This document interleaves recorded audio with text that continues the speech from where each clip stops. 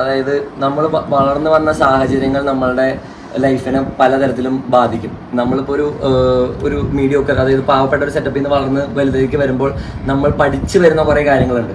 അത് പഠിക്കാനുള്ള അവസരം കിട്ടാത്തവരുമായിട്ട് ഒരുപാട് പേരുണ്ട്. ജാസ്മിൻ ആണെങ്കിൽ അത്രയും സ്ട്രഗിൾ ചെയ്ത് വന്ന ഒരാളാണ്. സ്വന്തം കുടുംബത്തിനെ ആ ഒരു ഇതിൽ നിന്ന് പൊന്തിച്ച് സ്വന്തം എഫേർട്ടിൽ കൊണ്ടുവന്ന ഒരാളാണ്. അപ്പോൾ ചെറിയ ചെറിയ മിസ്റ്റേക്കുകളൊക്കെ അത് അങ്ങോട്ട് വിട്ട് കളഞ്ഞാൽ തീരാവുന്ന പ്രശ്നമേ ഉള്ളൂ. പക്ഷെ ഇറങ്ങിയവരൊക്കെ ബാക്കിയുള്ളവർ പറയുന്നത് അതെന്താന്ന് വെച്ചാൽ ആദ്യത്തെ ആഴ്ച അവളായിട്ട് പറഞ്ഞതുകൊണ്ടാണ് അവൾ കുളിക്കുന്നില്ല എന്നുള്ള സാധനം അവൾക്കെതിരെ എടുത്ത് ഉപയോഗിക്കാൻ പറ്റിയത്. അത് അവളുടെ മണ്ടത്തരെന്ന് ഞാൻ പറയും. കാരണം അവൾക്ക് അവിടെ എല്ലാവരും at the end of the day they friends അല്ലെങ്കിൽ ഇഷ്ടമുള്ളവരാണ്. ഒരു ജിൻഡോ ചേട്ടൻ്റെ അടുത്ത് അത്രയും ചീത്ത പറഞ്ഞിട്ടോ അത്രയും വൃത്തിയായിട്ട് പറഞ്ഞിട്ടോ ഒരു ദിവസം കഴിയുമ്പോൾ ജാസ്മിൻ അങ്ങോട്ട് ചെന്ന് സംസാരിക്കും അല്ലെങ്കിൽ വാരി കൊടുക്കും. അപ്പൊ ഞാൻ ചോദിക്കും ഇത് എന്തിനാ ചെയ്യണമെന്ന് ഞാൻ ചോദിക്കും. കാരണം എന്നെ കൊണ്ട് പറ്റൂല.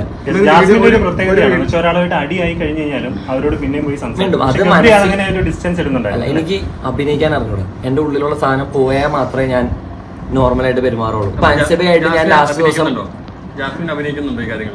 ഇല്ല, ജാസ്മിൻ അഭിനയിക്കേണ്ട ആവശ്യമില്ല. കാരണം അവള് വെച്ചോണ്ടിരിക്കില്ല. ഒരു 2 മണിക്കൂറിനുള്ളിൽ അവളുടെ മനസ്സിലുള്ള വിഷമങ്ങൾ മുഴുവൻ വിട്ടിട്ട് വീണ്ടും അവരായിട്ട് ഓക്കെ ആവും.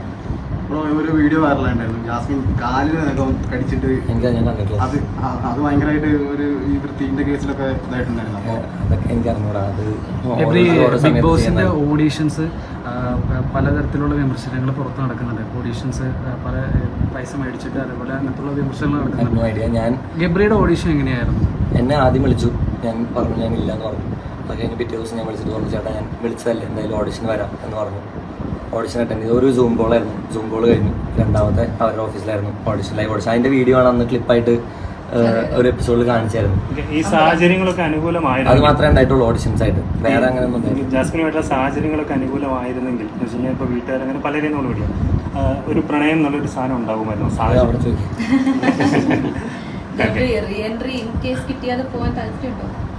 ഉറപ്പായിട്ടും എനിക്ക് ടാസ്ക് കളിക്കണം, അതിൻ്റെ അകത്ത് നിൽക്കണം, തല്ല് പിടിക്കണം, ഒച്ചപ്പാടുണ്ടാക്കണം, ഫുഡ് കഴിക്കണം, എല്ലാവരുമായിട്ട് എൻജോയ് ചെയ്യണം, പാട്ട് പാടാൻ, ഡാൻസ് കളിക്കണം. ഇത്രയേ ഉള്ളൂ എനിക്ക്. അല്ലാതെ എൻ്റെ ഏറ്റവും വലിയ ലക്ഷ്യം ആ കപ്പെടുക്കലോ ആ പൈസയോ ആയിരുന്നില്ല എൻ്റെ ലക്ഷ്യം. എൻ്റെ ഏറ്റവും വലിയ ആഗ്രഹം കേരളത്തിലെ എല്ലാവരുടെ അടുത്തേക്കും എൻ്റെ മുഖം എത്തിക്കണം. അത് എത്തി. അത് മാറും. കൃത്യമായിട്ടുള്ള പോയിന്റുകൾ എല്ലാ വിഷയത്തിലും കൃത്യമായിട്ട് പറയുന്ന ആളാണ്. അതുപോലെ ജാസ്മിനും നിങ്ങൾ അത് പക്ഷെ നിങ്ങളുടെ വിഷ്വലുകൾ കൂടുതലൊന്നും നിങ്ങൾ കെട്ടിപ്പിടിച്ച് അല്ലെങ്കിൽ കൈപിടിച്ചിരിക്കുന്നതും കൂടുതൽ സംസാരിക്കുന്ന പ്രണയരംഗങ്ങൾ പോലത്തുള്ള രംഗങ്ങളാണ്. അപ്പൊ അല്ലാതെ ഒരു ഗെയിം നിങ്ങൾക്ക് അവിടെ കളിക്കാൻ ആഗ്രഹിച്ചിരുന്നോ? തെറ്റുണ്ടോ? എങ്ങനെ കൈപിടിച്ചിരിക്കുന്നത് തെറ്റാണ്? കൈപിടിച്ചിരിക്കുന്നത് തെറ്റല്ല, ആ വിഷ്വൽസ് മാത്രമാണ് വന്നത്. പക്ഷെ നിങ്ങൾ നിലപാടുകൾ പറയുന്ന ഒരാളാണ്. അതെനിക്കറിയാവുന്ന കാര്യമല്ല. പക്ഷേ ഞാൻ ചോദിച്ചത്രേ ഉള്ളൂ, ആൺകുട്ടിയും പെൺകുട്ടിയും കൈ പിടിച്ചിരിക്കുന്നതും തോളത്ത് കൈയിട്ടിരിക്കുന്നതും അല്ലെങ്കിൽ കൈ മുറുക്ക പിടിക്കുന്നതും തെറ്റാണോ? തെറ്റായിരിക്കില്ല, ബട്ട് ജനങ്ങൾ എന്നുള്ളൊരു ജനങ്ങളുടെ പെർസ്പെക്റ്റീവിൽ എങ്ങനെയാണത് തെറ്റാകുന്നത്?